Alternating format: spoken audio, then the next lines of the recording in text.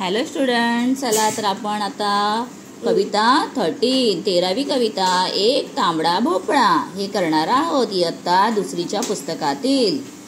ऐकूया, गाऊया.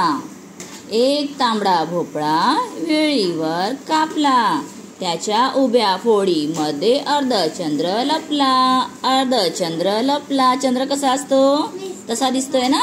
एक तांबडा भोपळा उन्हात वाळवला, पाठीवरती बांधून बाळ्या पोहू लागला. एक तांबडा भोपळा तंबोऱ्याला लावला. तंबोऱ्याला लावला. कोणी तारा छेडताच साथ करू लागला. तारा म्हणजे तंबोऱ्याला ज्या इथे तार असतात त्या वाजवल्या की आवाज येतो. एक तांबडा भोपळा पाय लावले त्याला. काय केलं त्याला? पाय लावले.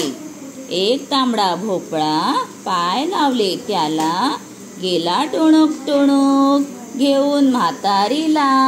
म्हातारीच्या गोष्टीमध्ये तुम्ही ऐकलेलं आहे ना भोपळा. म्हातारी भोपळ्यात बसून जाते टुणूक टुणूक करत. चला पुढे काय दिलंय? एक तांबडा भोपळा कुठं होता पळाला, गणिताच्या पुस्तकात जागोजागी मिळाला. तर गणिताच्या पुस्तकांमध्ये काउंटिंगसाठी बघा भोपळा दिला आहे.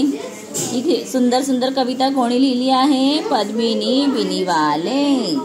ठीक आहे, चला आता आपण एकत्र रीडिंग करायचंय. हा, चल स्टार्ट कर. एक तांबडा भोपळा विळीवर कापला, त्याच्या उभ्या फोडीमध्ये अर्धचंद्र लपला.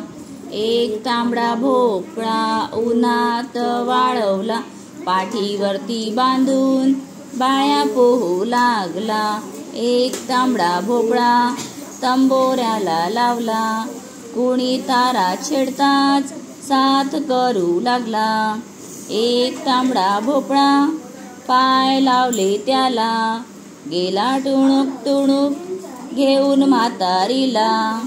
एक तांबडा भोपळा कुठं होता पळाला, गणिताच्या पुस्तकात जागोजागी मिळाला. ठीक आहे, तर चला अशा प्रकारे कविता झालेली आहे. आणि आता आपण पुढच्या व्हिडिओमध्ये याच्या प्रश्नांची उत्तरे पाहूया. तोपर्यंत सगळ्यांनी मस्त राहा, छान छान अभ्यास करा. Bye bye.